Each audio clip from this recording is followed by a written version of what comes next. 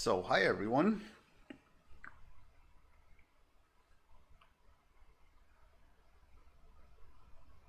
Let's see if this actually works.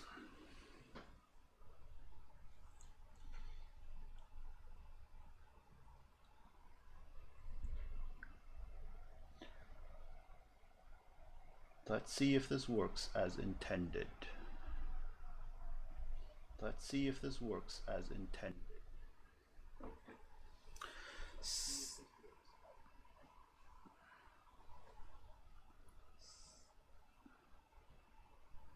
Echo, echo, echo. So, okay. Our topic for today is. Our topic for today is building an OSSC. First question: what is an OSSC and what the heck is it useful for? Answer is complicated. The OSSC, and this is one of these kits, has been designed to solve a problem that people playing consoles didn't have when they were still using CRTs. Meaning that, for example, the NES and the Super Nintendo were hooked up to these old TVs, and there was no problem getting the signal without lag to display on the screen, making it possible for you to play without any interruptions and lag. Now with newer TVs, this doesn't really work because the signals are extremely different. The old CRTs were mostly processing analog signals, while your standard TV these days is using HDMI or other digital signals. As the technology progressed to use more LCD and digital TVs, the analog processing power of these machines just started to walk behind everything else, because people weren't using old analog signals anymore. You got your DVD player, Blu-ray player, they all output digital signals, and nobody really cared anymore for these old machines, be it VCR recorders or retro consoles, until, well, the entire retro boom started out. And a consequence, this means that if you hook your old NES up to a modern TV, if it has the outputs and inputs required, you're probably going to get a crappy signal, and B, have a horrendous amount of lag that makes it impossible to play. Personally, I have a digital TV that without an OSSC lags behind over a second between my button press and me actually seeing my character jump or fire or anything like that. So that's the problem. The solution is, one solution would be to buy a PC to buy a TV that actually has fast input processing on these old signals, but they're expensive and hard to get. Another solution is to use your old analog TV until it craps out, and getting a replacement is really expensive, especially the good ones. Another option is to get an analog digital converter, and there's a lot of these around, and they're usually built to convert the analog video signal of, for example, a TV recorder or a VCR onto a modern TV. That's okay-ish, and it gives you okay-ish results, but yeah. Some of these also introduce lag, because lag isn't really an issue if you're watching a TV. If everything in a movie lags behind for 1 second, you don't really notice, because everything lags behind for a second and you have no interaction with the movie except pressing play or pause.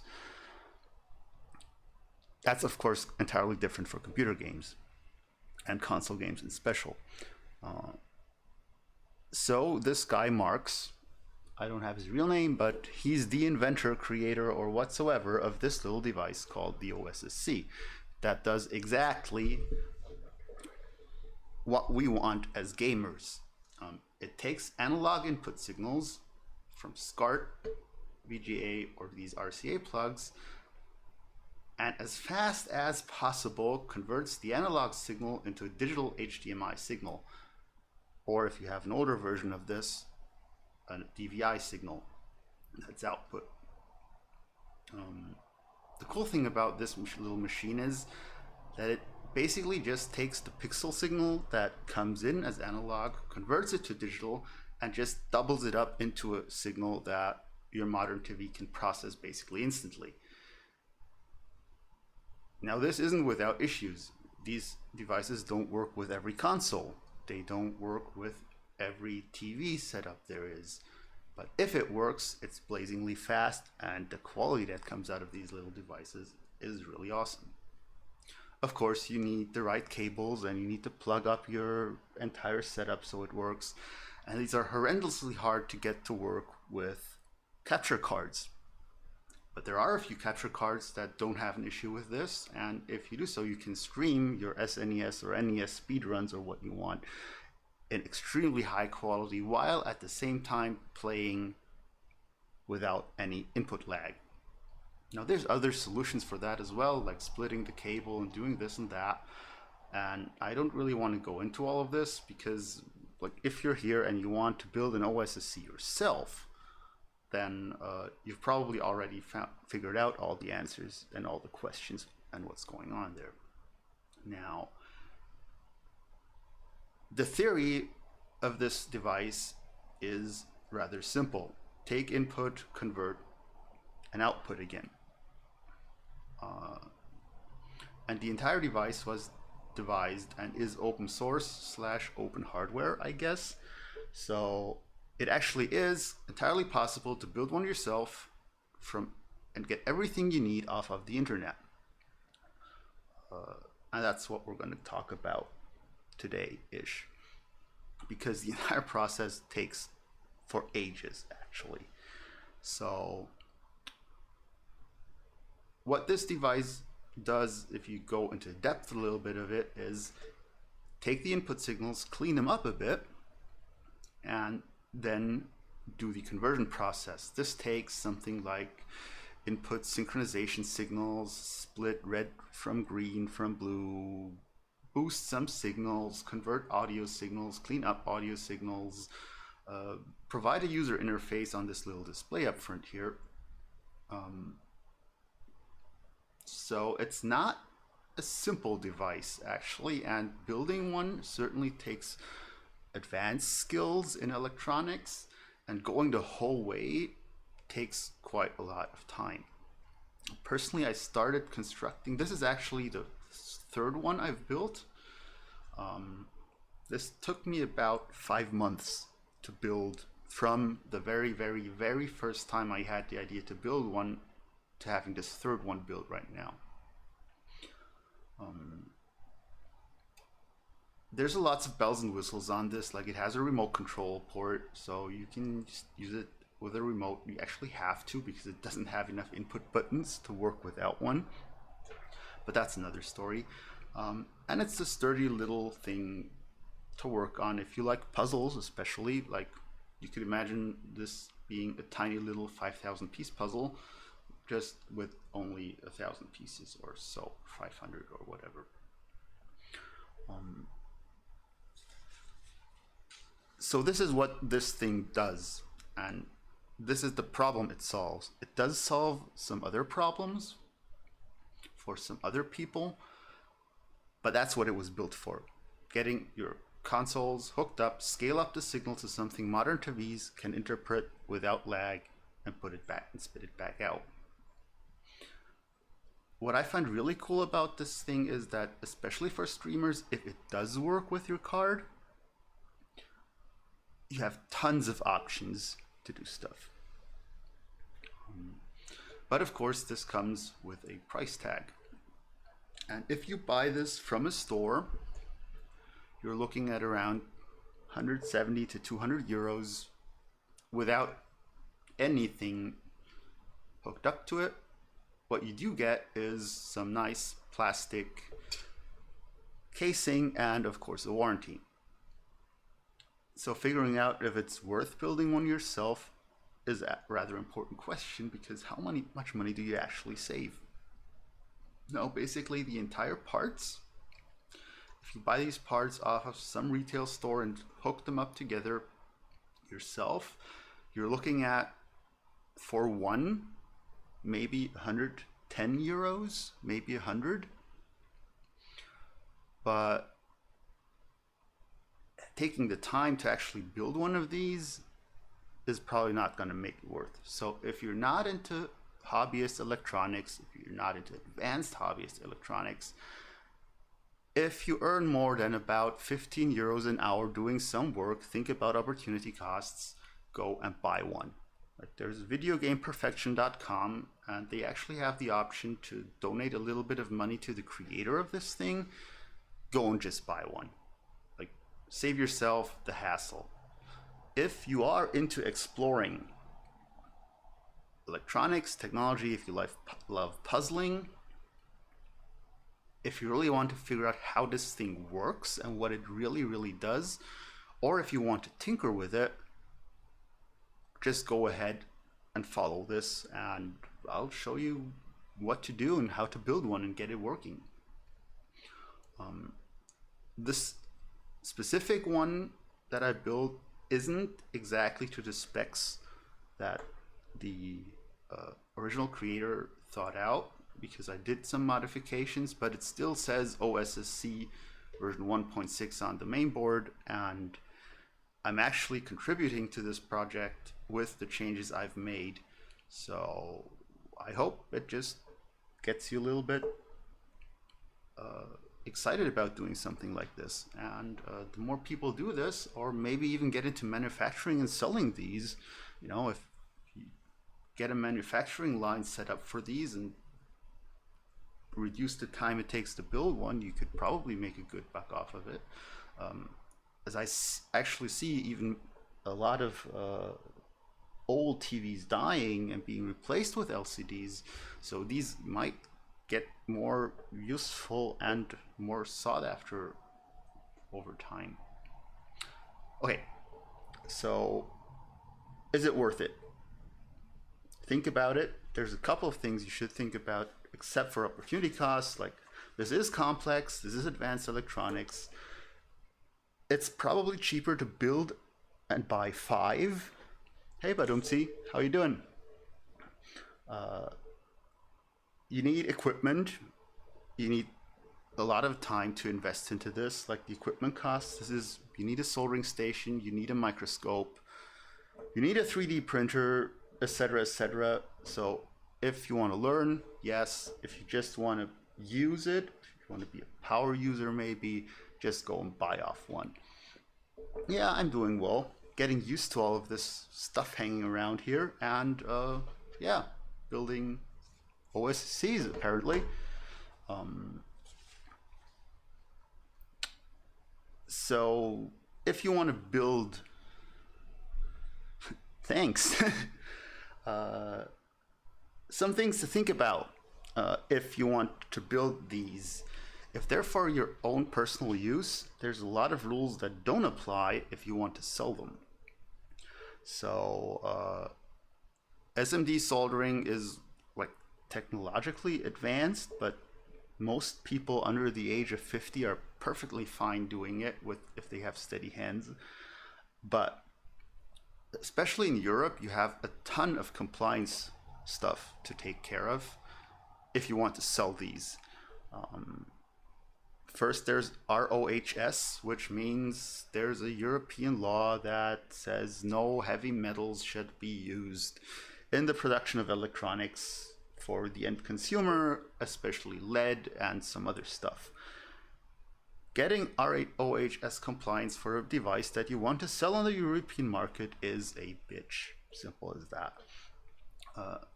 Every electronic engineer in the world's gonna bitch about having to use lead-free stuff because it's so much more horrible to use than the leaded stuff. Where in reality, well, you know, it's not gonna kill you building one of these with leaded stuff, but selling it and having maybe some kid of the guy that bought it off of you lick or eat some of it might tell a different story. So it's, you know, the big legal issue what do I do if I get caught selling these with leaded stuff and everything? If you get into this to build these to sell them, really go get a lawyer as well. You know, getting a lawyer and having legal advice isn't so much about the advice they give you, but especially in Europe, lawyers have to be insured in case of malpractice. So like if he gives you legal advice which is wrong and you get sued for it, he's the one who needs to be insured against something like that, and his insurance can pay. And that's why it's so expensive actually. Morally, if you buy one of these off of the Chinese market to save some money, you're probably going to get the full leaded, heavy metal, whatever package, because yeah, they generally don't give a shit about it. Of course, leaded stuff is usually cheaper than unleaded stuff. But in the end, it's a risk versus reward thingy, you know. Again, like soldering this thing together from hand is definitely not going to kill you, even if you use leaded stuff and a little bit of common sense. So what we're going to do here is start out with the absolute basics of how to construct one of these things. For that, we're going to need one of these PCBs. This is literally where we're going to start out at, and getting one of these and actually having them produced ourselves. Now, there are people who swear on producing these at home, and it can be done. It's called self-etching, but that's, in my opinion, and it's a heavy personal opinion, etching is like cutting yourself. Like you can literally get these for maybe €1 or €2 produced in China and then delivered here. Again, here's the leaded versus non-leaded issue versus get a certified reseller or seller or producer, la la la la la la. Insert disclaimer here, I'm not responsible for any crap you buy. Like, your fault, not mine. At the end of the day, to do all of this and to pull this off, we're going to need a set of software. And personally, I run all of my PCs on Linux. Yeah, exactly. Getting rid of the acid, and I'm not a very optimistic person, so I'm really having a problem advising people to use acid without proper training, because I'm always afraid they're gonna pour it all over themselves accidentally. And I literally imagine them falling into a huge tub of acid when they don't have to. So in the end, you know, production of these today costs near to nothing. Like literally, when I bought this one, I bought them in a pack of 20, and I spent double the amount on shipping costs than on actually producing it. So, but let's get into how to build this thing. And this is going to be a first. I'm going to try to switch to my other desktop and talk about software we're going to need. Let's try this out. And hey, it works-ish. So the first software we're going to need is, I run everything on Linux. So if you have Windows and you're actually watching and following this, I do expect you to be capable of installing the software yourself. The first thing we're going to need is to get a browser. Here we go. I have a browser. And we're going to look up github.com. GitHub is basically a huge hub for open source software. And one of the pieces of this is actually the OSSC. So, which we have here. And this is Mark, the creator, with this awesome picture of him. And he has two repositories, the OSSC and the OSSC PCB repository. We're going to need both in the entire process. So we just look this up, click this clone button here, copy this, and copy it to our PC, which basically is done using a software called Git. Now, Git is a versioning software which basically takes away all the issues you have with copying folders and making backups, because it allows you to store the difference of every change you make in your file system without you having a lot of hassle and actually copying it to other people. And this is basically just what this entire thing does. So we're going to copy one, and we're going to copy the other one, which is hard to see. Okay, I get it. Which is maybe a little bit better to see, like this. There you go. And it's just going to copy everything we need to build an OSSC, like schematics data, PCB layout, everything we need onto our PC. And it also can keep this in track with any changes and notify us of changes that are made. So if there's a new PCB coming out, we can look at it and maybe change our production schedule if we haven't ordered the PCB already. So if you don't know how to use a versioning tool, go learn Git. Like, this is a really awesome tool for all kind of files. It doesn't really care what you put into a project. So I use it for just basically everything I do that I change over time, be it schematics, software, my finances. I literally have a repository where I track my finances over years so I can see what happens, because it just tracks the change of files, meaning I can have an Excel sheet, change it, commit it, push it, and if I fucked up, I can revert back to it. It's extremely powerful, mainly used for software development, but I really just endorse using it wherever you can. So, and as you've seen, this literally doesn't take very long if you have 400 Mbit line like me at home. To get all of this, and this basically gives us two folders, and I can make this nice and happy for the clicky guys by putting it like here. And in these folders is everything we could possibly imagine about this project.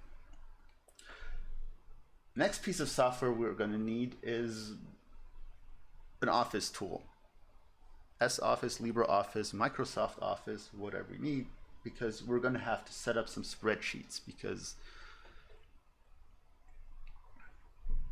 thanks for that. Yeah, I love explaining stuff, actually. I love explaining stuff more than building stuff. So that's why I'm trying this out, and if it works and people start building this crap stuff, more power to them, you know? It's not hard. So, but okay, let's see, because things are going to get really interesting once we get all of this basic stuff out of it. So we're going to need this. We're going to need a spreadsheet program. We're going to need a text editor, and to the hatred of probably half of the internet, I use the all-powerful and almighty Vim, VI improved. This is, if you come from the Windows world, this editor is highly complex. It's an awesome tool, and it's like Notebook plus plus plus plus plus plus on steroids in awesome. If you come from the Linux or Linux world, you're probably going to be one who hate these or love these editors. But yeah, that's just political and religious stuff that's going on. Yes, there is Emacs, and yes, Emacs is powerful, but it's an editor and not an operating system I want to use. So this is what I use. Feel free to use whatever else. Use common sense to adapt to whatever tool you need, because the tool you use should be the tool that you're best and most comfortable with. Simple as that. So now to the more interesting stuff. We're going to need to build a PCB, so we're going to need schematics. And for schematics, there's a tool called KiCad, which looks like this. And what this basically does is allow us two things. Let's put these out here for a second.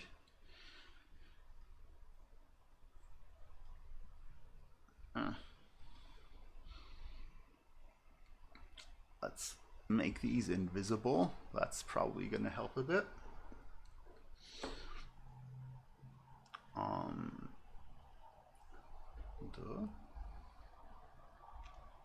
No, again, make these invisible, dear PC. So now, better. There we go. So, okay, KiCad. KiCad is open source, so you can download it again or install it. It's available for all kinds of operating systems. And once you've done that, you can open up the project you've downloaded using Git, basically this stuff, which I've already done here, and click on this button. And what this is going to do is it's going to open up the schematics for an OSSC. What this is going to show us is that basically the entire thing is built up on 3 pages, which we can access here using this little button.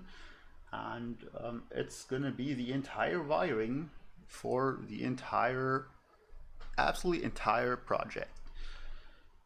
This is useful if we mess up, or if you're an engineer and want to figure out how it works, or if you want to change and fiddle with things.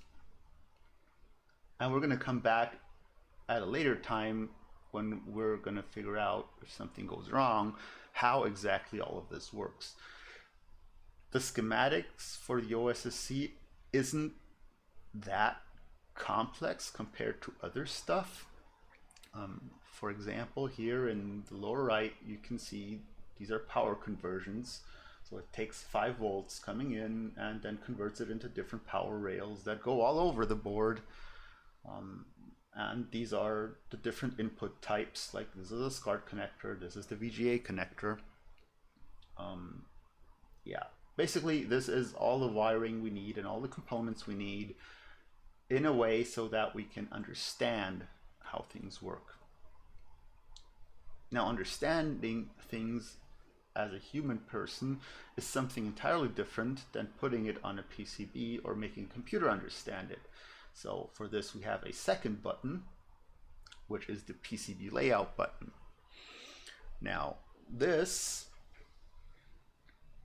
looks a lot different and more complex, but it actually is the same thing.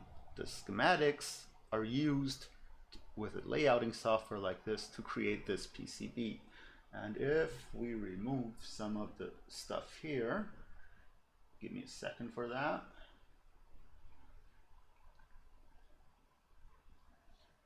We can actually zoom into stuff and actually see the single traces, which are little copper routes that are put onto onto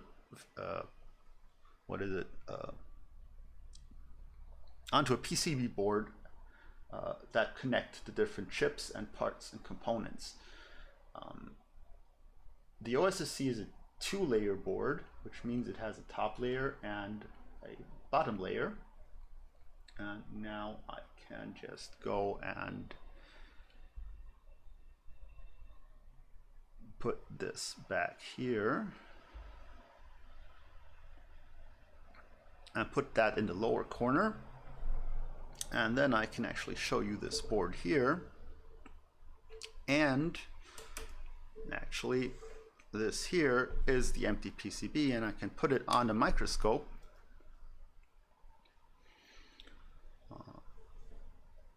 And now I'm going to need this picture too. Here we go. So I can actually scroll to some part here. Let's take this chip here. And I can actually zoom in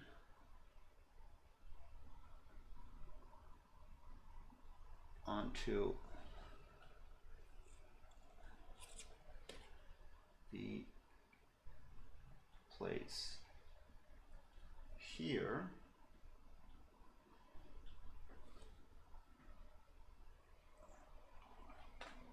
And with a little bit of imagination, let's show you this like this, you can probably see that what is on this PCB PCB schematics is similar to what I can see on the microscope down here.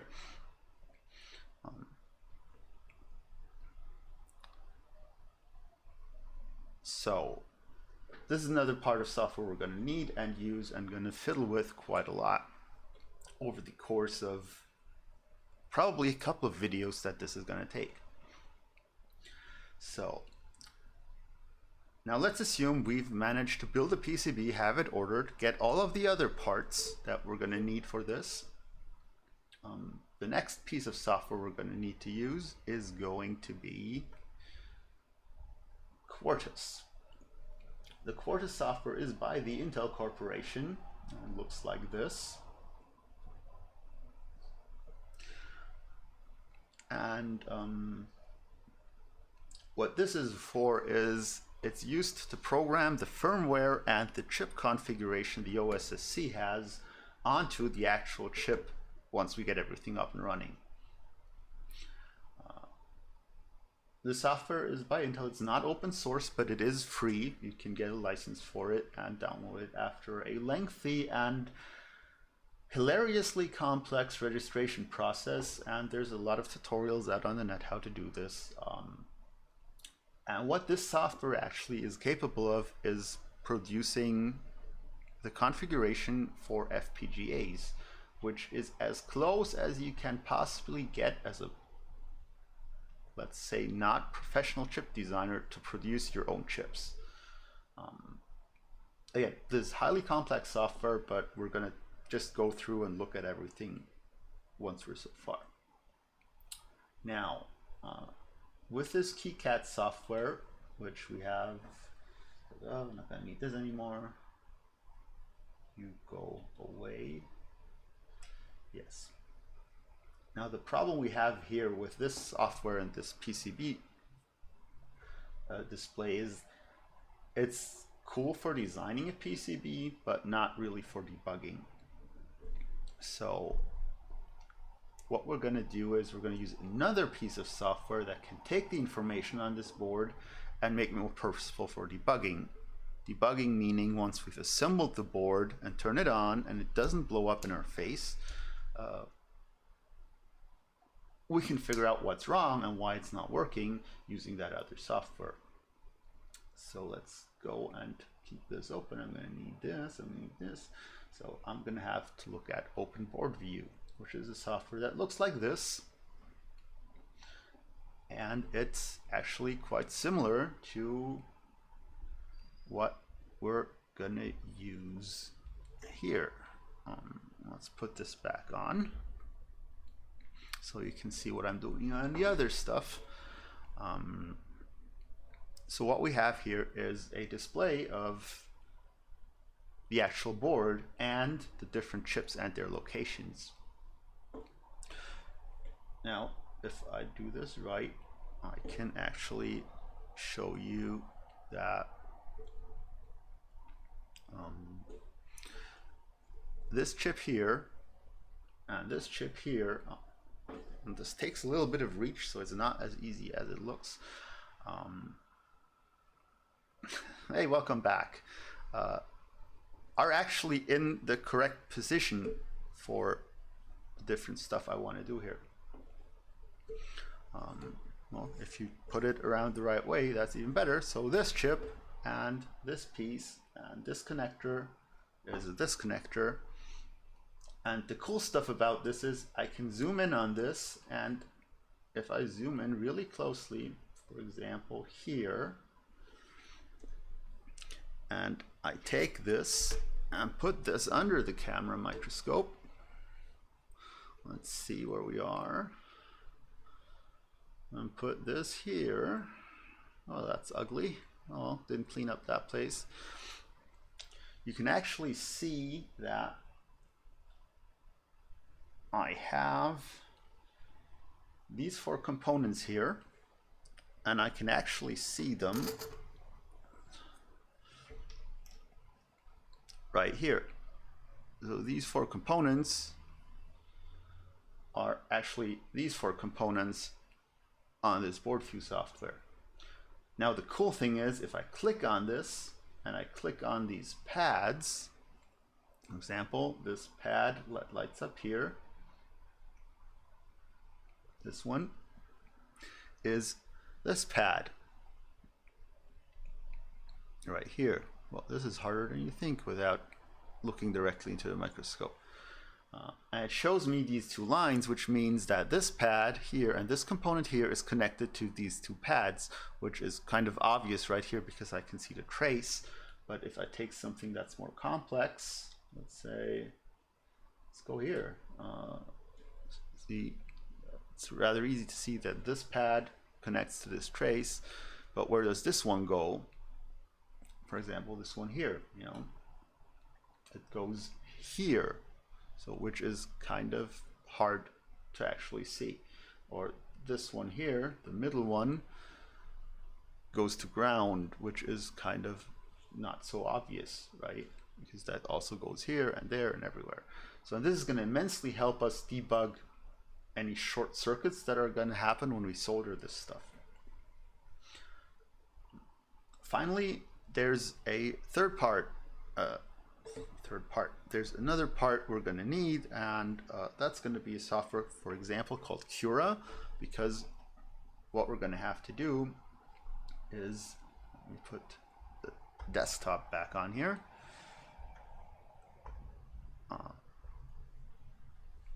We need a case for this entire thing, and we're just going to 3D print these, you know? So access to a 3D printer and software isn't that hard these days anymore. And I actually uploaded the files that create these cases with 3D printers into the GitHub repository of Mark's to support him with stuff like this. So you can actually print this your own and don't have to have it laser cut somewhere else. It doesn't look as cool as the laser cut plexiglass, but hey, in the end, this works just as well for me. So yeah, that's all the software we're going to need.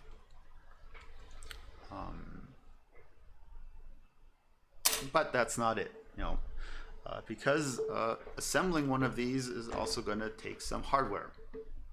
So you're going to need a soldering station, and you're going to need a rework station. Meaning, go buy a hot air soldering rework station. Personally, I can't show you one because it's hidden under all of this crap behind me. Is like $120, 120 euro Chinese soldering station. It does the job. There could be better. There are more expensive ones, and you want to buy the more expensive ones if you do this 8 hours or 10 hours a day. But if you just work on the weekends with stuff like this, a cheap one is perfectly fine. You're going to need, definitely going to need, an electronics microscope, which is the picture you see up there. There we go. Because these solder joints that you're going to work up are tiny, I can just show you here. Like, this is all hand soldered, by the way. You can see by the way it looks, and this is a Euro cent. So yes, this is the size we're talking about. And literally, yes, they can be soldered by hand with good eyes, but you're going to strain your eyes. You're going to exhaust very quickly. It's going to take a shitload of time. Get a cheap soldering microscope. The one I have here is actually a reworked dash cam. Looks like this. There goes the soldering iron. And it's literally not a lot to do, but it saves you huge amounts of time. They're around, let's say, 250 bucks. Ouch.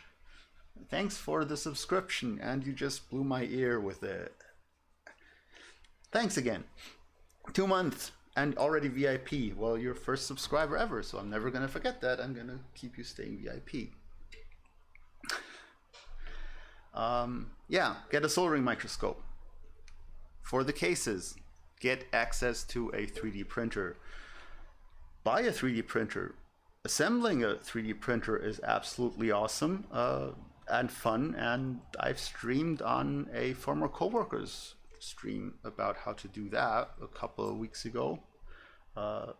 Also, very fun project if you're into puzzles. You're gonna need some assembly tools like screwdrivers, pliers, tweezers. Can never have good enough tweezers. And a multimeter or two with a couple of settings. Get two cheap ones instead of one expensive one. Like not €5, not €10, but like €100 for two multimeters. Like this one cost 40 is perfectly fine. Like there's absolutely no need to buy something more expensive unless you're working this 8 hours a day when you're gonna want to have all the bells and whistles. But for a project like this, it's fine enough. You can always expand and get more expensive stuff later, and just give this off to the next guy that's interested. It's not like these turn bad after use or consumption. Some other stuff you're gonna need if you really want to get into things. I haven't needed one for building OSSCs yet. Is an oscilloscope, which is a rather hefty price investment for something you're gonna rather rarely use. But they also have quite a ramp up time to understand. So if you're into electronics and want to do more than just basics, go get an oscilloscope. You can get good ones like the Regal 1054, which is hackable, by the way. Hint, hint, for a couple of €100. Again, these devices, these tools can also be bought used. They don't turn bad. And yeah, I haven't needed one. You might need one, but that's maybe a road to cross when you get there. Okay. Now, some other thing you're gonna need, well, you're obviously gonna need a PC, and I can just advise you to get a color printer because you're gonna want to print these schematics, because you want to draw on them and scratch off stuff like I've checked this and I've checked this and this is broken and I have to look at this because it might be broken. And you just don't want to do this on your PC all the time. Like literally a pen and a piece of paper with a color printer printout is something really awesome. The old oscilloscopes are, yeah, they're usually even better than the new LCD ones. But that again is a simple analog digital thing. If you look at the analog display of an old oscilloscope, it's really good at showing analog signals because it's analog. But what I would definitely stay away from is actually stay away from these pocket oscilloscopes or USB oscilloscopes. Get a real one. Like, they're about this size and they're heavy, and then you're basically good to go. Like, don't get these small ones. Finally, we're gonna have to plug this thing into a PC, aside from the video and audio feed connectors to program it, and we're gonna need a FPGA programmer. These are awesomely called USB blasters, and they look like this, which is, for the name, utterly underwhelming actually. But you think, haha, this one costs like, it's terasick, it's €50. I can get these in China for even cheaper, and yes you can. And it looks like this, and it does exactly the same thing, and it costs €5. The problem is it's crap. So I've spent 2 weeks trying to fix this, meaning I had to actually write driver patches to get it to work because they're so cheap as built that they have timing problems. So one day I just thought like, hey, fuck it, literally, I'm gonna go and buy this one. This still is cheaply made, but it's officially supported by the software developer that built the programming software. And what I don't have at hand is the exact same device, but it has, instead of terasick, it says Altera costs $400, and I've had one of these $400 devices, and I opened it up, and they are literally exactly the same thing. So this is kind of like the Apple thing. If you like to buy and pay for the logo, go ahead, but you don't really have to. So I'd advise to get one of these TerraSig USB blasters. They can be had at the standard electronics stores. You can get lucky with a cheap knockoff USB blaster from China,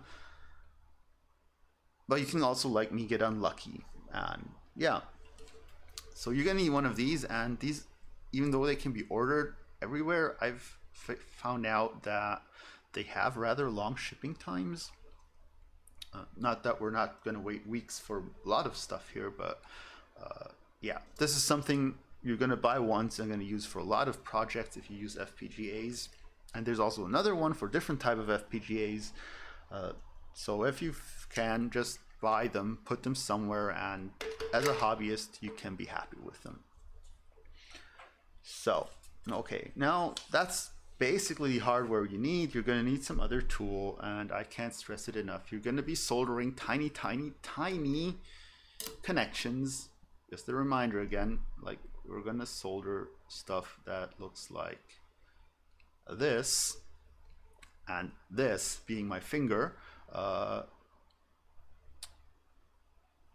So at the end, get good soldering tools, and that especially is soldering tin. You can get this in rolls like this, and yes, I use leaded and lead-free. So I lick this, I poison myself. I lick this, I also poison myself. Just the lower one is lead poisoning, and the upper one is all the other heavy metals that are in this stuff. Advice: do not lick soldering tin. You're gonna need flux. Flux comes like this. Also hideous stuff. Actually to consume, so I wouldn't advise eating this or otherwise consuming it, and washing your hands after using it. It's not gonna kill you instantly if you just touch it, but yeah, better be safe than sorry. And again, use common sense. If you are more of the careful types, just go out and buy a bag of gloves for €2 and be safe when using this stuff. It's not like this is expensive, and oh, who would even do this? Believe me, I've seen people be very, very stupid in the last 30 years, and yes, like imagine coffee hot, dangerous, and all the other signs examples see in the US. Like there's not so much that it happened, but actually that there are people that expect to be warned. It's, yeah, but that's an entirely different thing.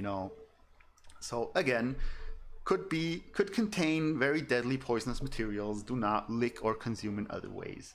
Simple as that. Or if you do, don't sue me for not telling you doing this. Wait.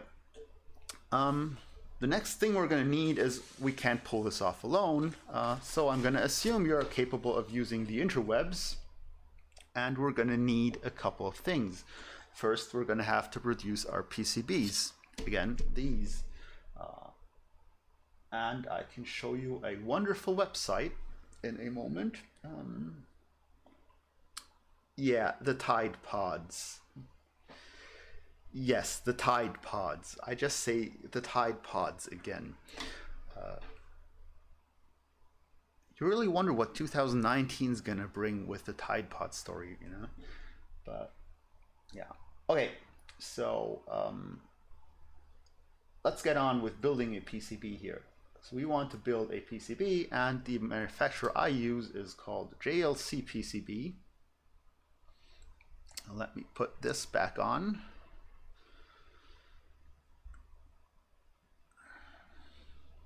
No, I do not get any money if you order your PCBs from there, which is sad, of course, but they're actually really cool.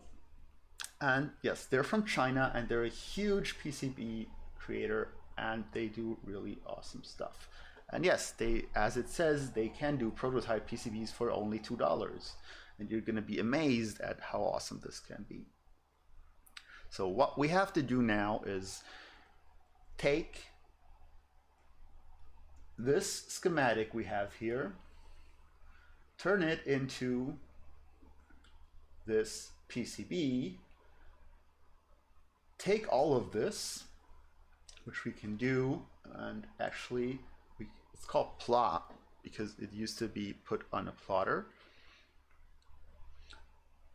Create all of this, mark all of this, and this is basically just stuff you have to do, and I'm going to cover it in an extra video, but there's a finished file out there for this.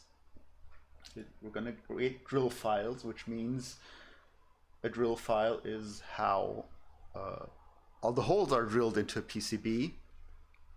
You can see these here in yellow. There are holes where stuff goes through and we can solder stuff to that. So we're going to create a file that has all the coordinates for this, which is a separate step. We're going to create all of these files here. I'm going to show you this in a second. And we can actually pretty much use the basic settings here that KiCad uses, and it creates a couple of files, which are the PCB files, which are the different layers of the PCB, how the writing has to be on the PC, etc., etc., etc. And we take all of this. I'm just going to shorten this here because the entire process is worth another 2 or 3 hour video to get it right. But I want to show you this. You take all of this and add these Gerber files, and we're gonna go. Where are we gonna go? We're gonna go here.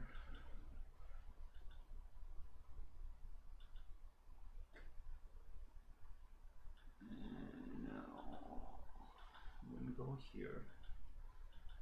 There we go. We're gonna just gonna take this, upload it to the interwebs to this JLC PCB manufacturer, and it's going to create a wonderful view of what would happen if we were to have this ordered here. Now the cool thing is we can click here,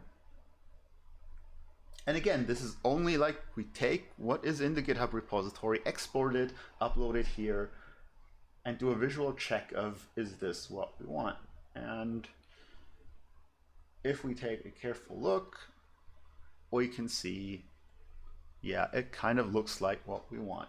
Again, the cool thing is, like, literally, this file I just uploaded is available for you in the GitHub repository, and it's proven to work because I've actually built PCBs and running OSSCs with this. So you can skip all the steps of exporting this and just use that file. But if you want to tinker with things, all the power to you right here at your fingertips. Now, once we have this board, we have another look at it. We decide it's all cool. We have the all-important decision, what color do we want to have it? So we can have this board in purple or green or blue or red. In the end, yeah, it's your choice. Blue is pretty awesome, actually. But you can just stick with the green because the color costs a little bit extra. And you can see the pricing right now. I'm at $13.77. Yeah, black is kind of cool, and they do have black as a color option as well. Which is funny because they don't have purple here. I just noticed that.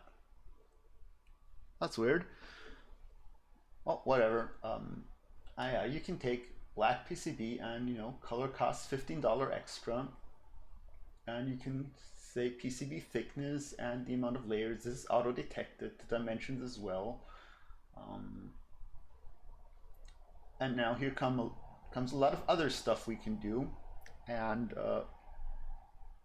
you really don't have to change a lot. But what I would change is the surface finish. Change it if you're in, depending on the type of production you're in. Use the Hassel ROHS lead-free version. Again, you don't have to for private use. For commercial production, this is where you want to go. Or treat yourself to an ENIC gold plating ROHS, which looks really, really awesome. I can show you a difference in a second. Now this is going to slightly change the price.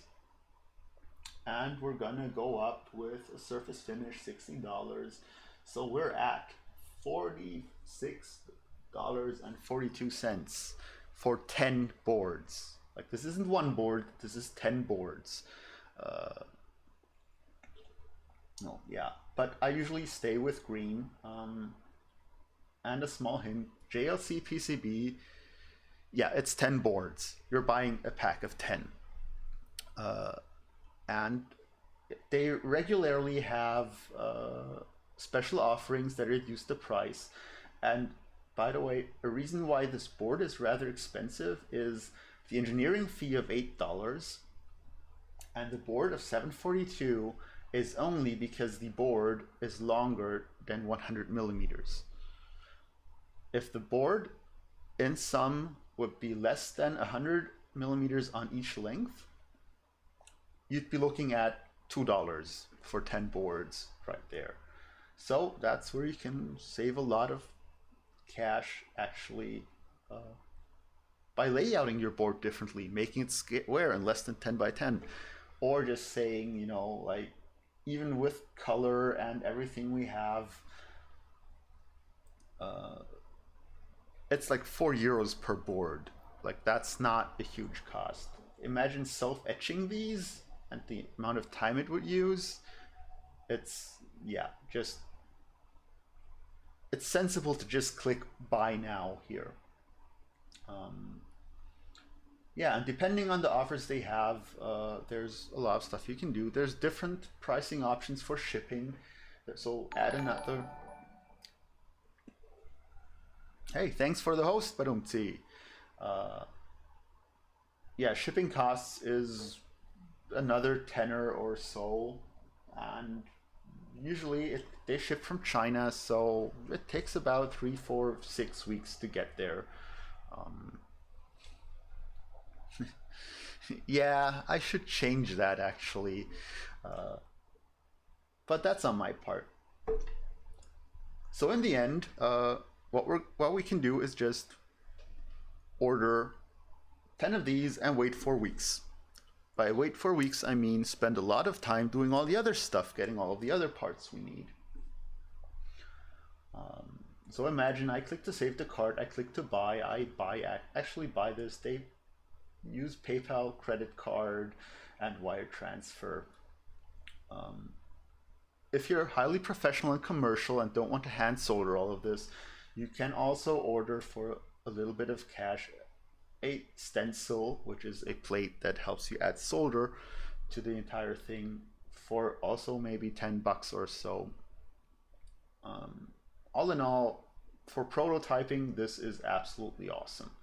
Now, and here, if you go back, it doesn't save the uploaded file, but if you say dimensions 100 by 100, special offer $2 for 10. Like, this is PCB quantity is always 10. There are cheaper alternatives, there are faster alternatives. I'm not saying these are the best, guys, but I've bought a lot of stuff from them and it's always worked out fine for me and I've always been happy with them. So, okay, one last thing I want to show you here before we go to the next step, and for that I need to change back to my workbench. I'll go here. Is the difference between, so how long does it take to ship to Germany? They say 4 to 6 weeks. It's never taken me that long. So the fastest one I had was 2 weeks, and most of them were in the 3-week range. But yeah, like, plan ahead with this. So yeah, it's for the patient people, but you're gonna see there's a lot of patience that's gonna be involved soon. So okay, we have this board, and I have here another board to show you a difference. These boards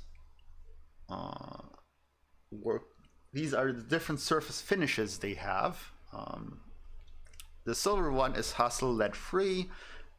The normal leaded one would look the same, basically, and we have here these ENIC ones, which are nice shiny golden. I'm actually going to show this under the microscope here.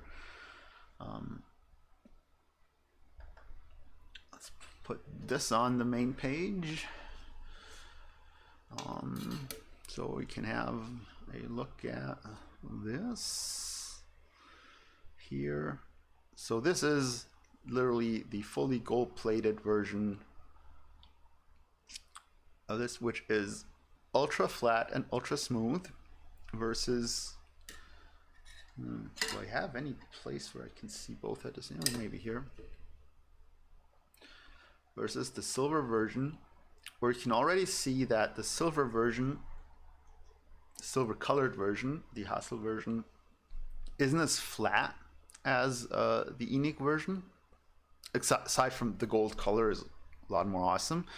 But it also has an impact on how flat everything is.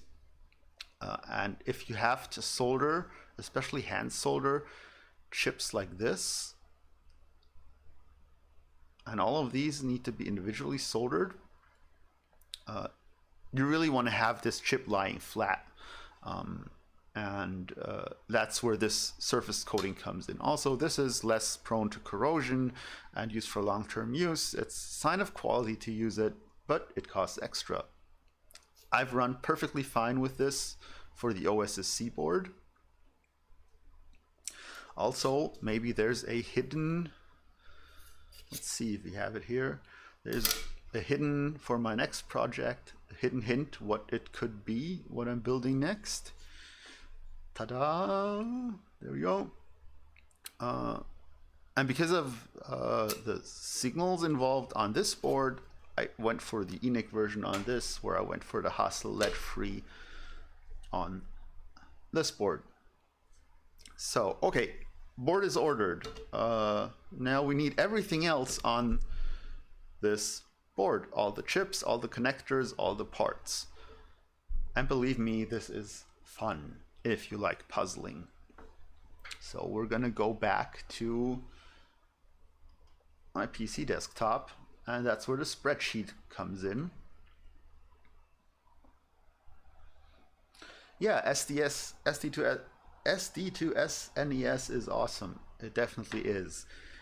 Actually, my version is going to be much more awesomer than all the other versions, because it's going to have some improvements, which of course I'm going to contribute to the open source community, as with almost all the stuff I can do, which is half the fun of it, you know, have people profit off of this, and if they can build it and use it, it's cool. Okay, here we go. If we have these schematics, which is basically, yeah, it's gonna be really cool, but it's still in the design phase, so I'm waiting for PCBs. That's life, by the way, if you do a lot of electronics, waiting.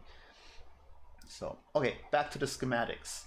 If we look at the schematics page for this FPGA, we can see there's a lot of parts here, and writing all of this down would probably be a pain in the behind. So luckily, these tools have a wonderful button called BOM, Bill of Material, and I can click on generate, and this will give me a file which goes here, and I can use this file and import this file into a spreadsheet, and in the end, this is what comes out. Ta-da! And we're going to have a look at this in a second. I'm just going to add a little line here.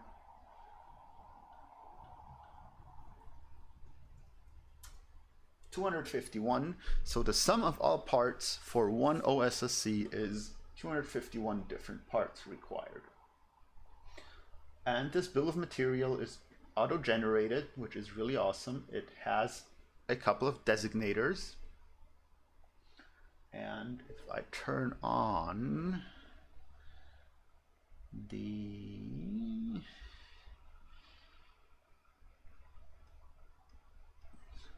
other two cameras again, let's put this here and this there.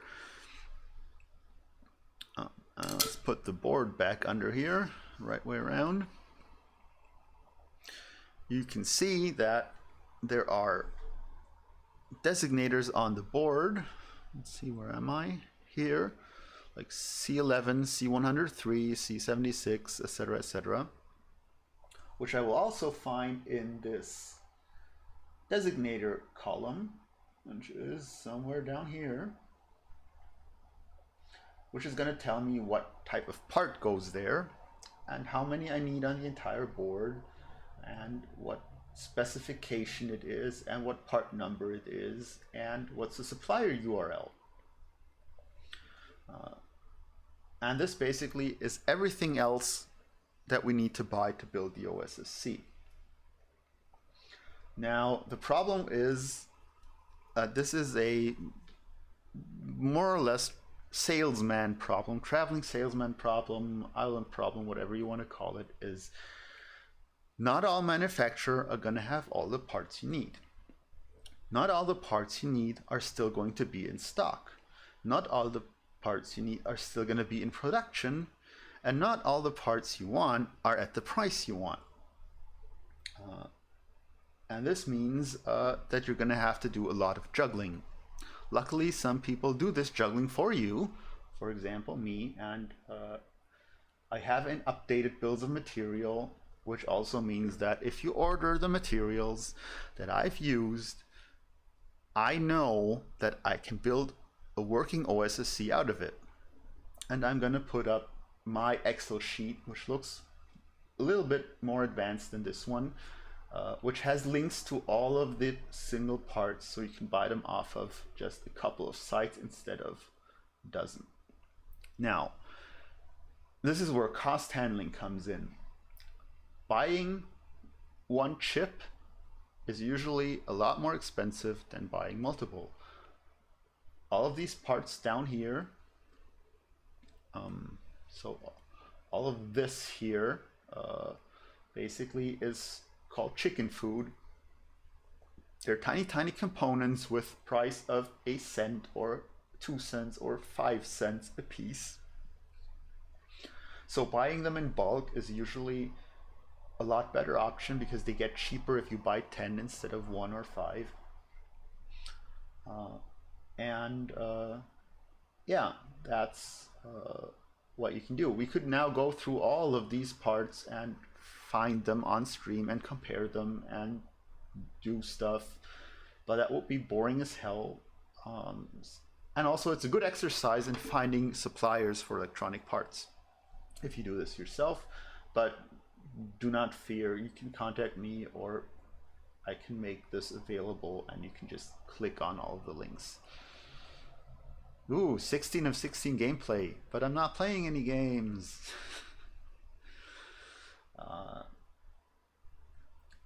So in the end, what's going to happen is the following. You're going to order all of these and you're going to have a lot of shipping that's going to happen. Some of these chips you can get from China for very cheap, especially these marked red here. You see here it says found on AliExpress. They can be very cheap if you get a non-knockoff version in China.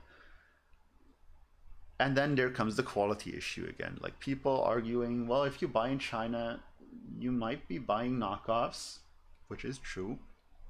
You might be buying leaded or... You're not registered. That's strange. Bot has bug. Need to fix bug in bot soon. I'm gonna write this down. I'm gonna fix your karma later. You should have 100 karma. Oh wait, where was I? Yeah, buying from China. There's a lot of things you can buy from China. One of the big suppliers I use is Mouser. Let me go Mouser website. Ta-da-da.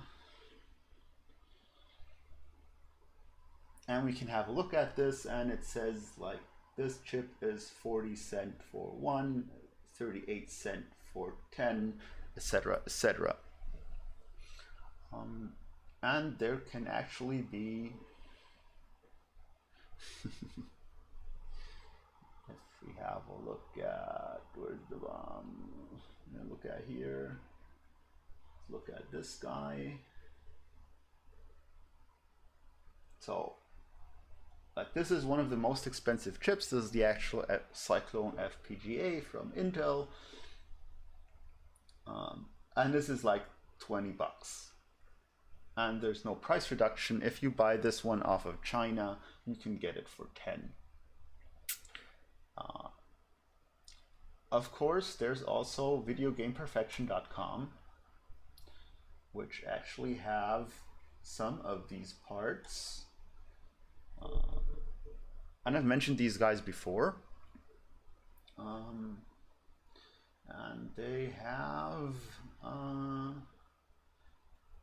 here they have two kits, the do-it-yourself kit and the OSSC bare bones kit. Let's put this here.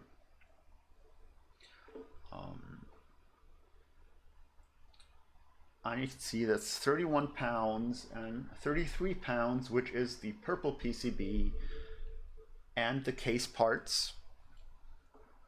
And this has the most uncommon parts, which are the ones that are shown here in red, which I get actually off AliExpress.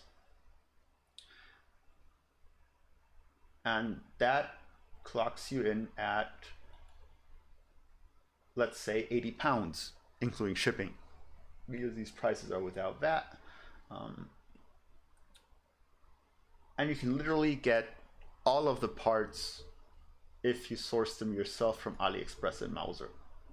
Like, I think all in all, including the remote control, including the power supply, including some fancy, more expensive parts than the ones listed, you can get it for around $100 full. So make it maybe 90 euros, 100 euros. It really depends on how good your pricing is and how much time you invest into all of this. The problem is you're gonna end up probably having to buy more than one piece of a lot of this, which leaves you with an empty stock, with a stock that you have. And then your option is sell off what you have in excess, or build a second one, or build 5 or 10 or whatsoever. So in the end, the next thing you're gonna do is actually figure out where to get all of these parts, find that they're available, order them, and gonna wait, and you're gonna have to wait again for 2 weeks, 4 weeks, 6 weeks, depending on all of this. Now, you go through all of this, and I usually color code how many I've ordered, how many I've paid for, how many are in shipping, how many do I have left, how much did I pay for them, to keep a track of how much everything cost, how many of them are somewhere at the customs and stuck, which can happen. Depending on where you live, you're going to have import taxes, customs, value-added tax added to them, etc., etc. In the end, this is a puzzle that's going to take a while, and it's going to make you end up, after waiting for ages without being able to actually do any of the soldering required, or the assembly you're going to have. Let me put here, let's put this back on here. You are going to end up with something that looks like, and here we go, this.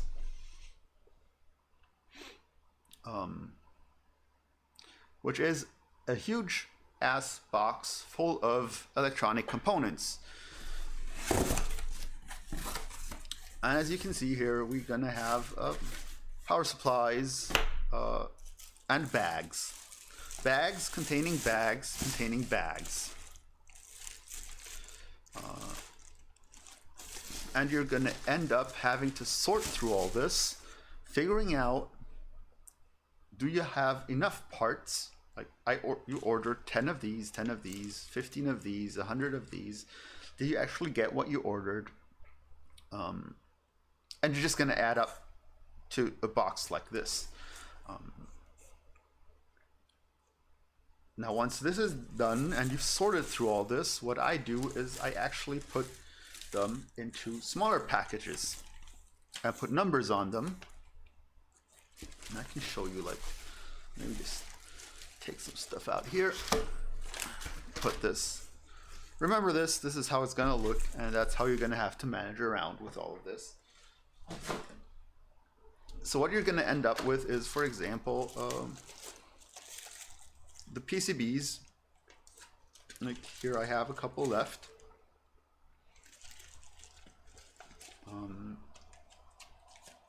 And Meta bags, which are numbered. This one has a very ugly one, this is very ugly too, which basically contain the components I'm going to put onto the boards in the order I want to put them on. And for example, I can show you something like this. So I'm going to have one of these ICs. I'm just going to put this here and put this bag in.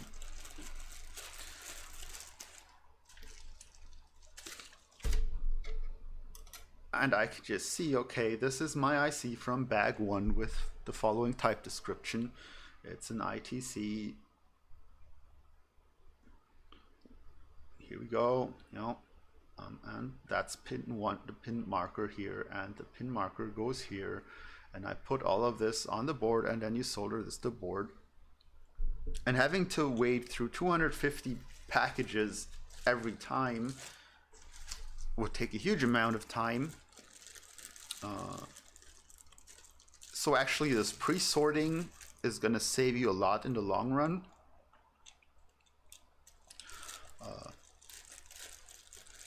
And it's going to keep you from losing your sanity, to be honest.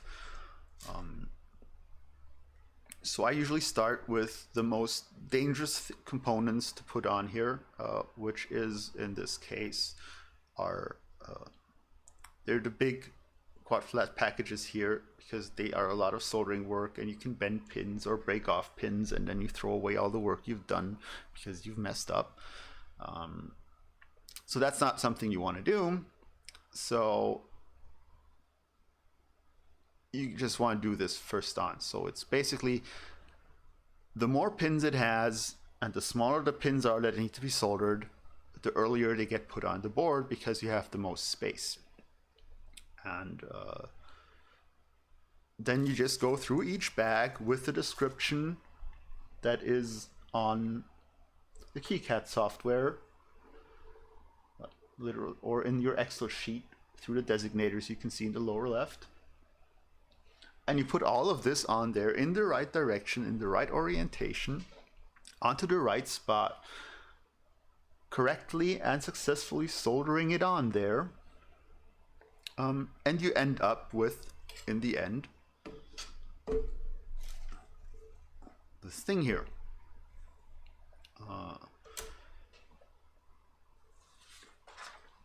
So all of this is a process that's just going to take a while.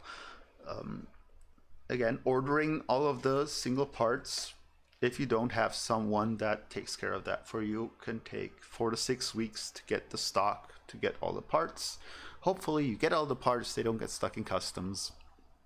And you literally end up with this huge box. You take this huge box, take single pieces out of it, and do the final assembly. And with the final assembly comes the moment where you're done through all of this, you hook all of this up, you finally take your power supply, stick it in there, push the button, and have the display light up and tell you, hey, I'm here, I'm all good. So, and this is the moment where you're going to be really, really happy, have learned a shitload of stuff, improved or learned a whole ton of new skills,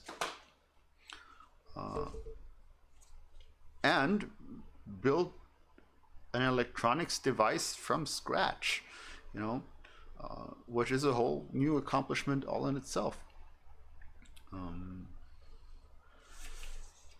Yeah, so this is the basic process of actually building an OSSC, and this has already been 1.5 hours just talking about the theory and basics without actually having ordered components, checked for components, types, availability, going through the actual progress of building the Gerber files to upload to the JLPCB website. And yeah, there it is. Of course, you could plug this in after soldering it and assembling it, and it releases magic smoke and doesn't work at all. And we're gonna have a video that's gonna literally take care of that and how to prevent the magic smoke from escaping when assembling this. I've planned a video actually showing a lot of the soldering process, which takes a couple of hours if you're experienced. It could take up to 2 days if you're not experienced. And yeah, we're just gonna take it step by step by step. So this is the broad overview of everything that needs to be done here. And I can show you a little bit around the PCB some more, and what parts are on the PCB, which parts are hard to get, and what to look at. And then it's probably going to be 2 hours in, and I'm going to say I want to hook up my OSSC and actually play some Super Mario on it. Let's see if that works. What is magic smoke? Magic smoke is what makes electronics work. If you've ever had an electronic device and it released the magic smoke and it stopped working, that's where the magic smoke escaped. It's basically a pun on if you hook up some electronics and they start smoking, they're probably broken and gonna stay broken, and that's called magic smoke. Yeah. I don't actually know the German word for it. Yeah, actually I don't. Oh, I don't think there's actually magischer Rauch. Is magischer Rauch? It might be. Yeah. Good. So I'm just gonna take the assembled board here and just take this off for a second. Whoop.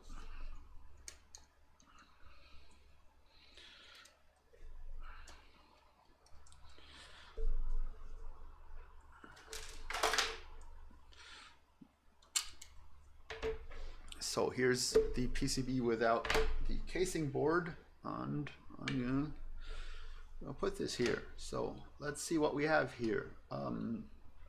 First of all, the very small infrared sensor. A lot of people don't hook this up correctly. It's not that hard to hook up, but if you don't solder it on correctly, it's not going to work, which means the remote control is not going to work, which means the entire device is going to look like it's broken, and it might even not be. Then there's this FPGA, which is a, I think, 144 pin package. So 144 pins, which are all single soldered onto this board. There's some capacitors here marked with the C. Then there's the next IC. This is the FPGA field programmable gate array, which is a chip that can be custom configured with software to do what a chip does.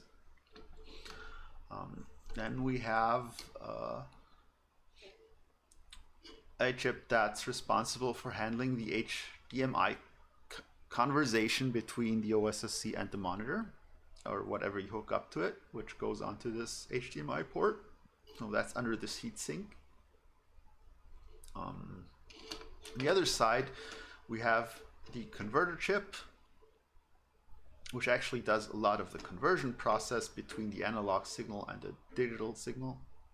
Could be called a analog digital converter. Well, it's not, but similar to that.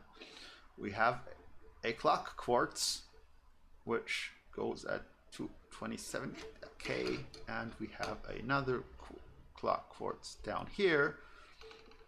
Like, they basically do the same thing. You put power on them and they start giving you a clock signal, which is on, off, on, off, on, off, just 27 million times a second. We have this PCM chip on here.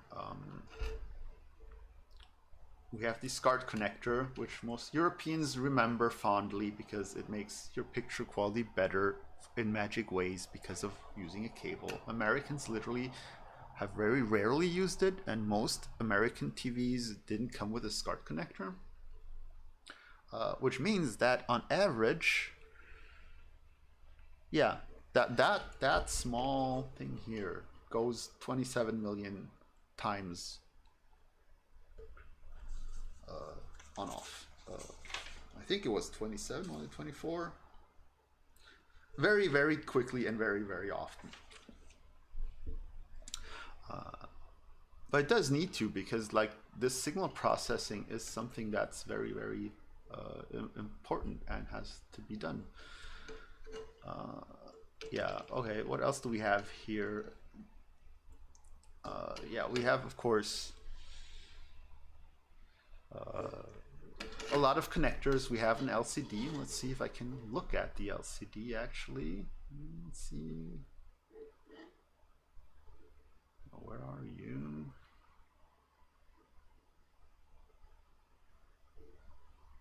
That's the wrong way around.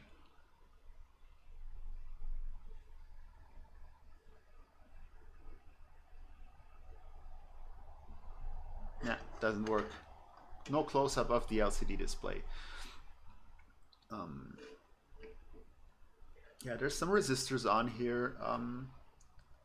That's LCD connector, power connector, switch, etc., etc. And on the other side, we have even more components, because this is a dual-sided board with components on both sides. And this is one of the evil things on this board, which makes it rather advanced to process. Let's put this on the big screen as well.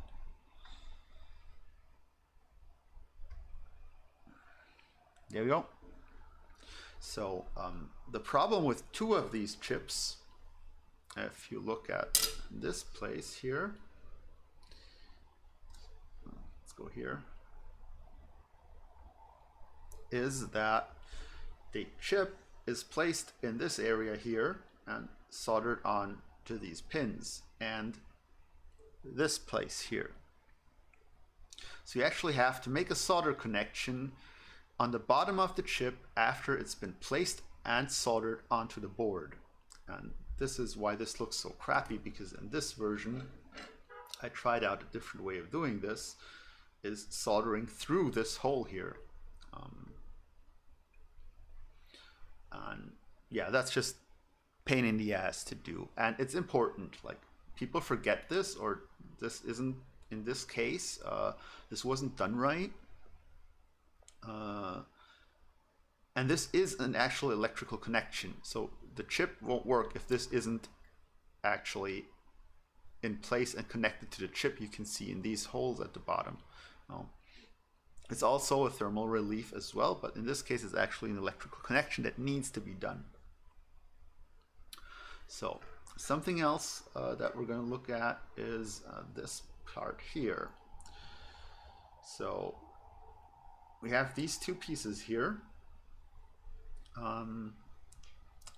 and these two are actually, let me check, that's which one, U6 and U7. U6 and U7. Wrong. So okay, so what this chip does here, this little piece component here,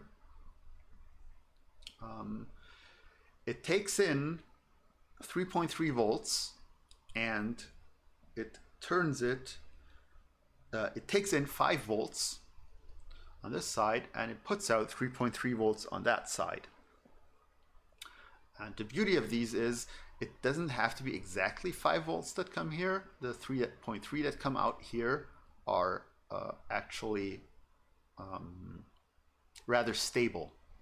So, and you need this because some of the chips here work at 3.3 volts and not at 5 volts. 5 volt means magic smoke, means chip is burned, means chip is broken, means you have a lot of shit to work with. Now this thing here, different manufacturer, different code name, does the exact same thing.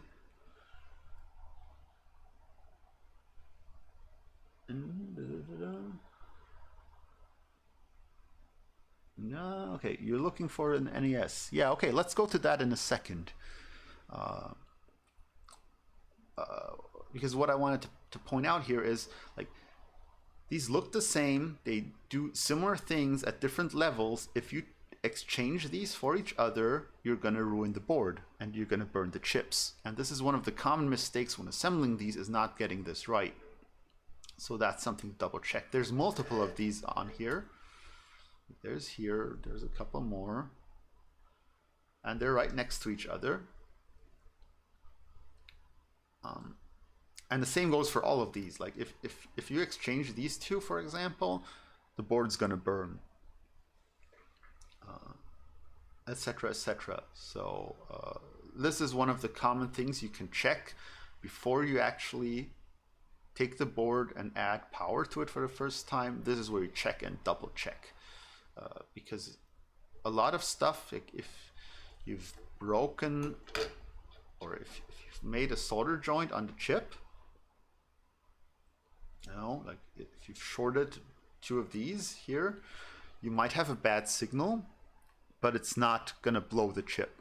You know, if you mix up any of the power conversion or the power rails, it's gonna blow the chip.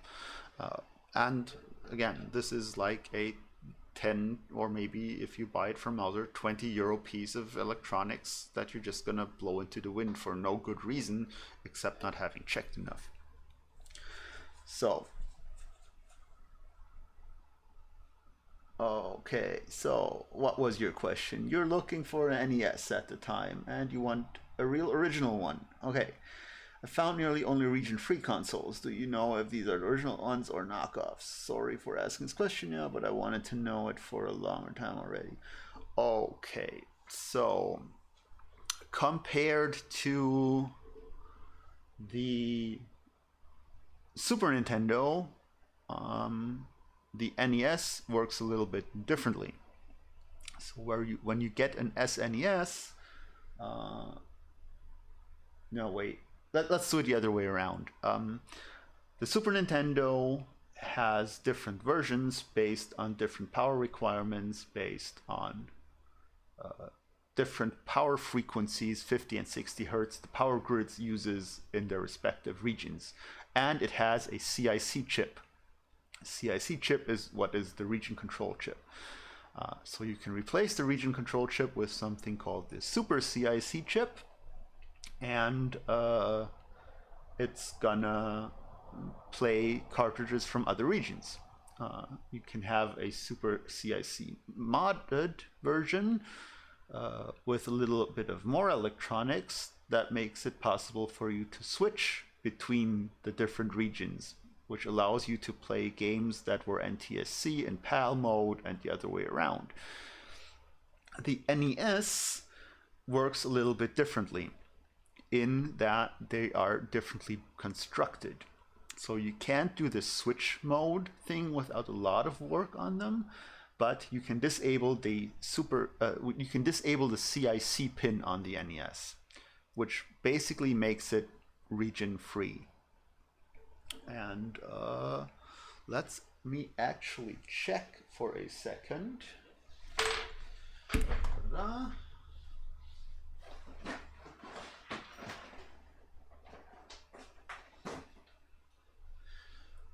Here we go.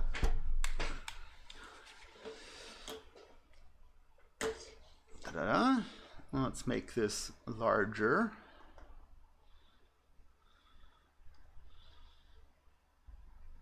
And maybe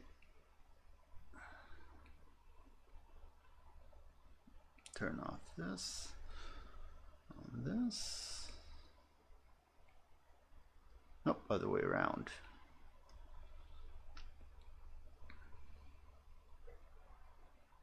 There we go. So here, this is a original NES European version.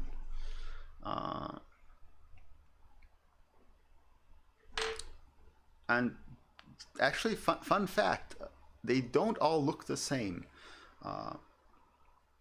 And if you take a closer look at this one, you will notice something very different about it.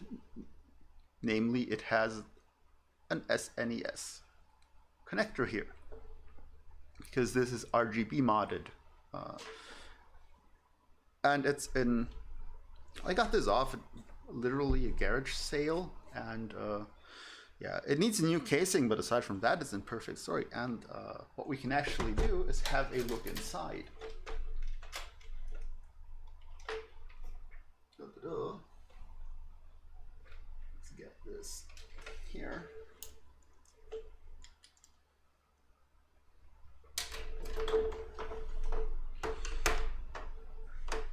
See if we can get this open.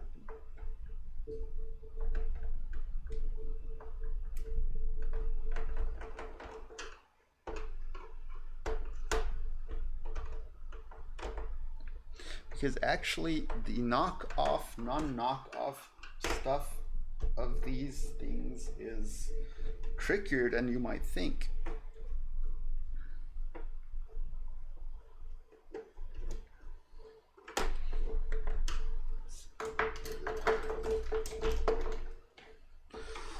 Please note my professional use of screwdrivers and not electric ones.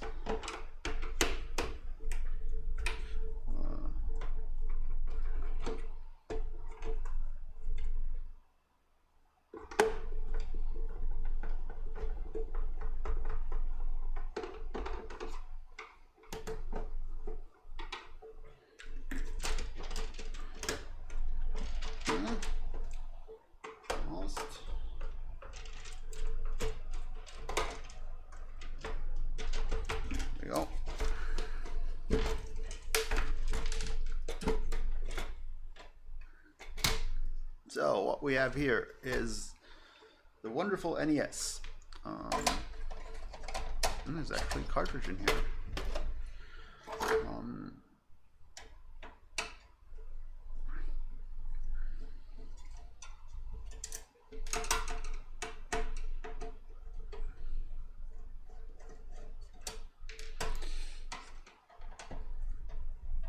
An important thing to know about these things is, like, they're old, but they're incredibly sturdy. Like, there's almost no electronical parts in this machine that really need to be replaced and fails that easily. So they might have a little bit of stuff going on,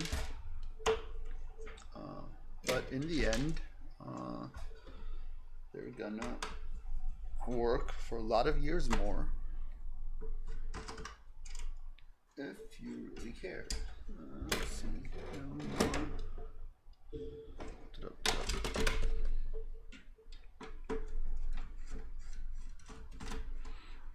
So a knockoff NES that I've seen would, the only one I've ever seen that was a knockoff, would look vastly different than this, by the way, already.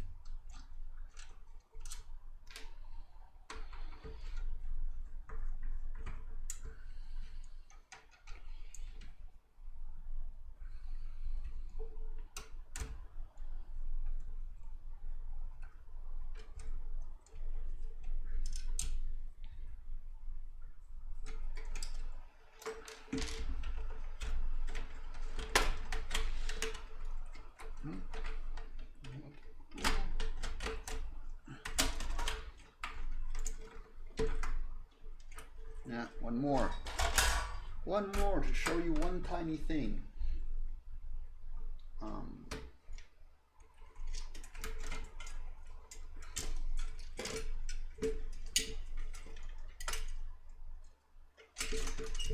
Let's hope I can get this into pieces rather easily without ripping out everything.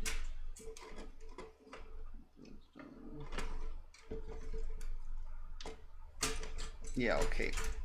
So this might not be so easy to see,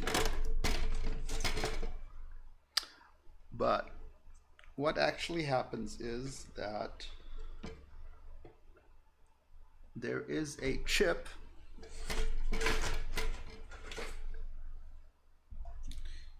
under here where I'm pointing with the screwdriver, which is a stupid thing to do.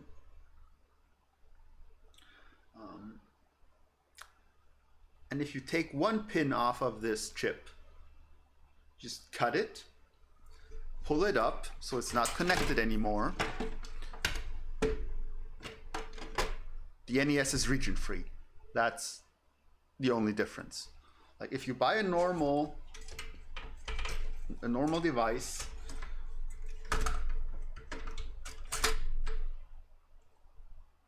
and just lift that one pin, it's region free.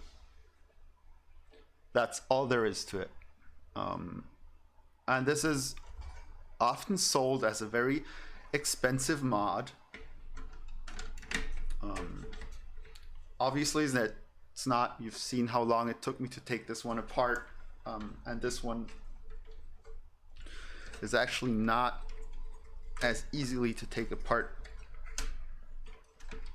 as most of them, because it has additional hardware already in it. And yeah, that's basically all there is to it. And voila, you have a modded NES. You can time me on how long it took me to disassemble this and to reassemble this.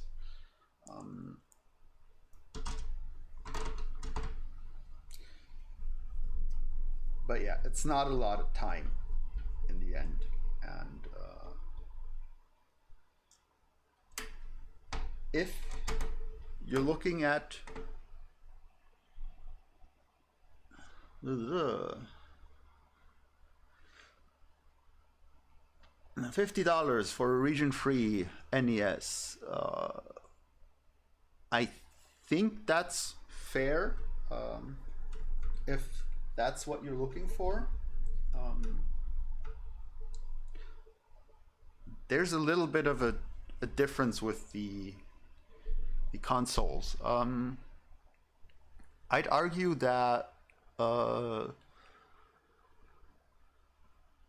peripherals of the console are far more important than the innards of the NES, because they're easily modded, especially the region-free thing. So you can get one off the junkyard for $10 and region-free it yourself. For, you know, it's a good start because it's a very easy switch.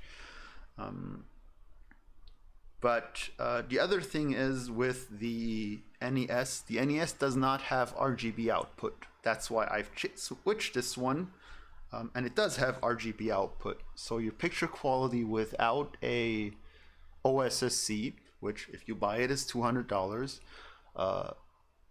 or the mod, which is $60, $70, is not going to be a lot of fun on modern TVs.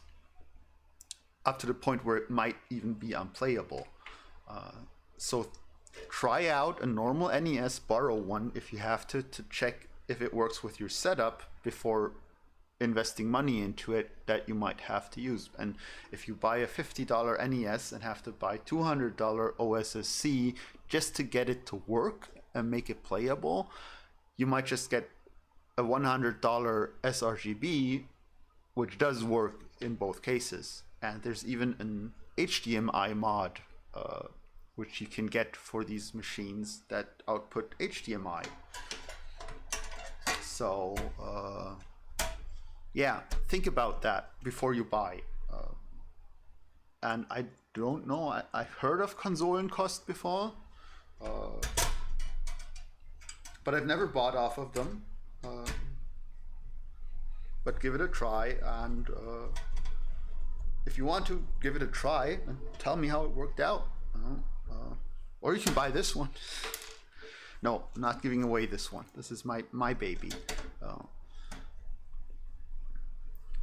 It's also a funny thing with the most. Okay, you have to know there, but don't see actually.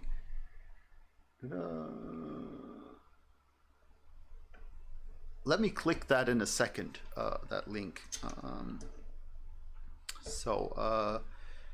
A fun fact about all of this.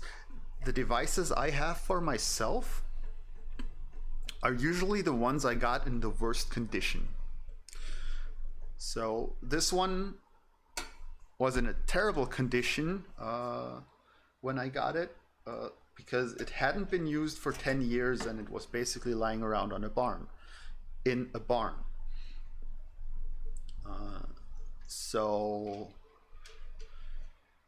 damn it.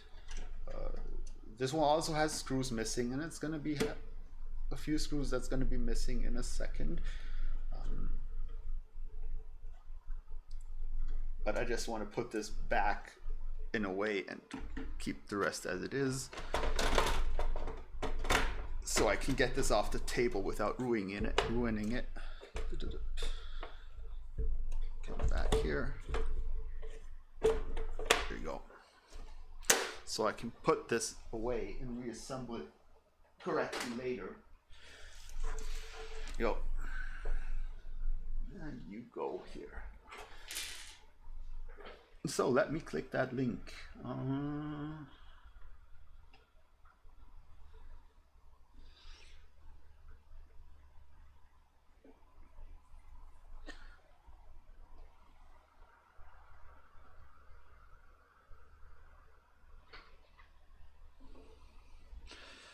So NS consoles, we love games, da da da.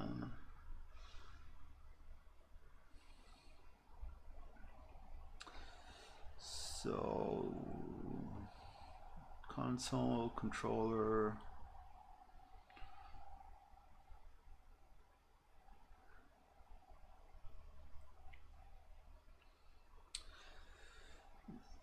So, okay, after a quick look at this,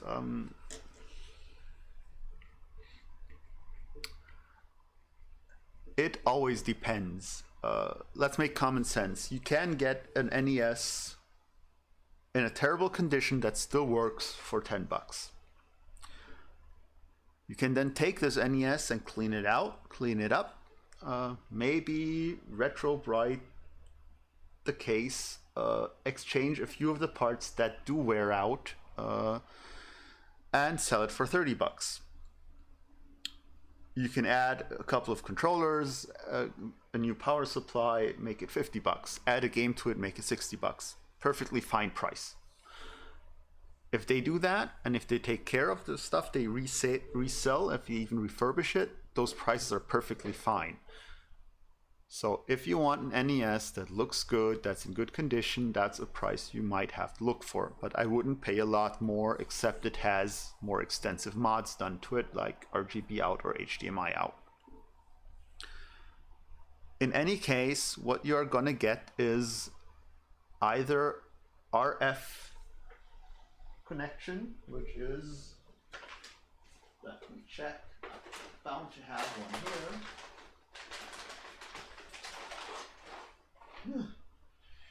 This magical piece, which goes into the antenna socket, which is going to give you crappy picture quality, and depending on the TV you have, you're not even going to have an adapter plug-in for this anymore. So that's not going to be worth your time with any NES you have.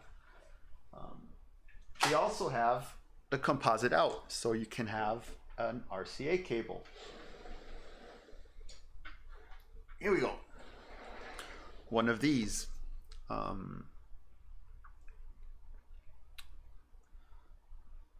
And you can add a SCART adapter to the endpoints of this to make it fit into a SCART plug.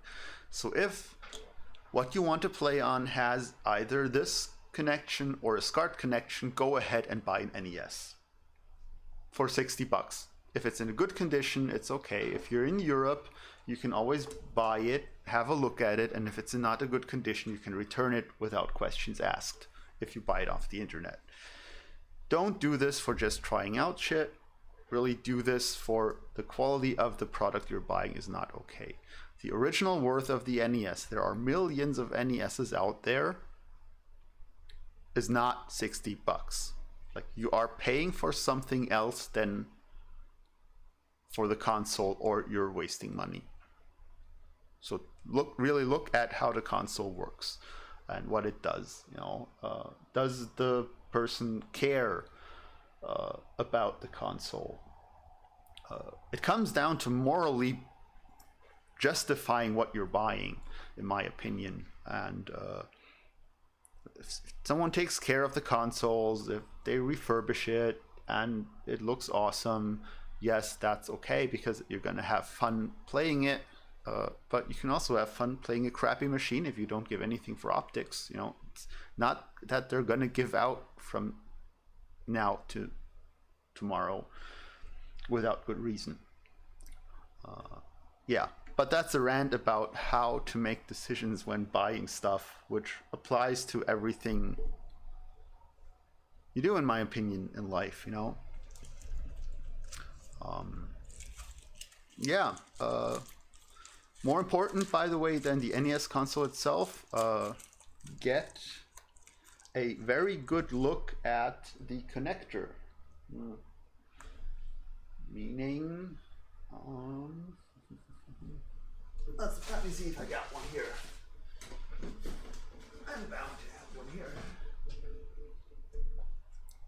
Well, this is a SNES connector, but this one's going to do just as well.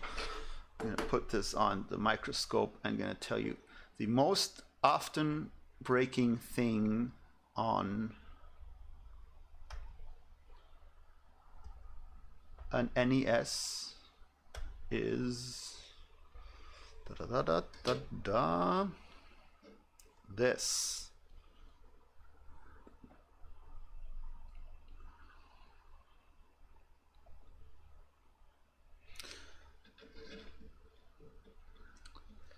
So,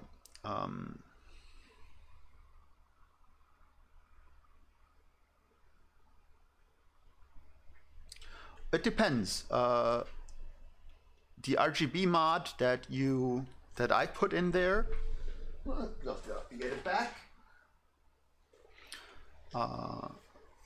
This console is literally made for a streamer. So, back to the workbench. So it has this output here. There we go. A professional would show you in the middle of the screen, which has RGB and composite out. So I can, with a special cable, I can hook up my capture card and my CRT. It also still has this connector here, which also works. So I could theoretically hook up 3 devices to it, and the way I do it is I hook this up to my TV so I can play on a CRT, because I just love it way more than playing on an LCD display, and I hook my capture card up to the RGB signal because my argument goes that the signal I get on my TV doesn't have to be as high of a quality as what I put into my capture card. Because the only one that sees it on my TV, if I'm streaming something, is me. And we're talking moving pictures. The capture card is a machine that converts the signal into different signals, recompresses them, and it's going to lose quality in that process. And then it's going to get streamed into OBS, it's going to stream onto the Twitch servers, it's going to get recompressed and all kind of shit done to it. So in the end, I want to get every bit of good quality into that process as early as possible to get the best quality out to the people that actually watch the video. And I can live with a little bit of less quality on my own side of the thing, especially because, at least in my case, when I'm running games, I'm sitting there and concentrating on the gameplay and not as much enjoying the quality of the graphics compared to when I'm watching another streamer and his video. That's also why my cables, depending on which one you look at, look really good versus really crappy.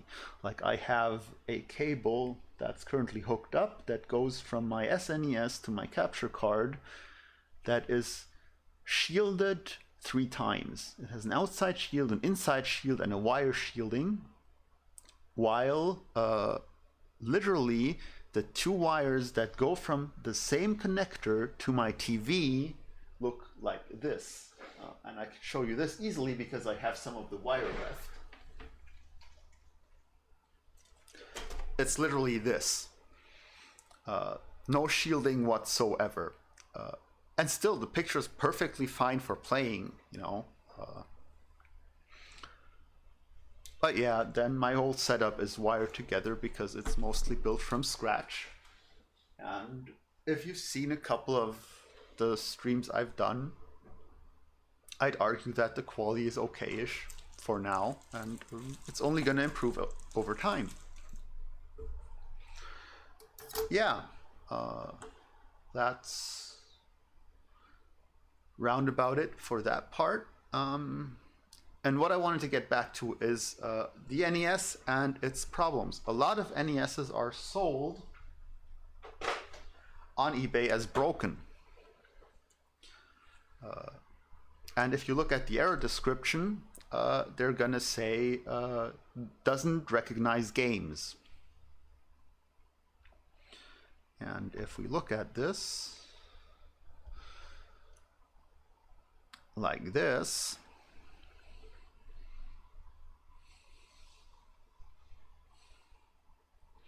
look, that's not a lot. That's not a lot. 0.24 Mbit second. That's not a lot of internet speed, even for just streaming.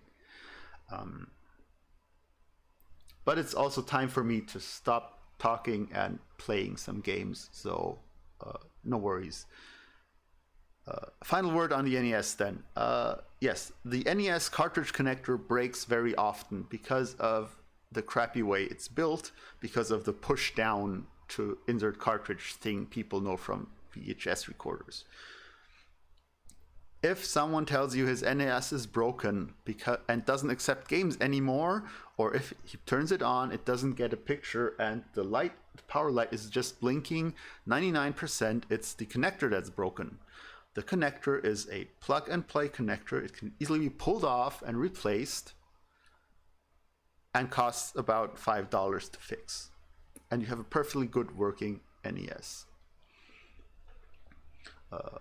So that's the only thing I take care of with these top-loading NESs, or front-loading NES, not top-loading, front-loading NESs, the European version. The entire push cartridge down thing is a marketing gag. It's not required. You don't have to push down the cartridge to play. And that's what actually breaks the connector. So have a good look at that if you buy an NES. And that's it.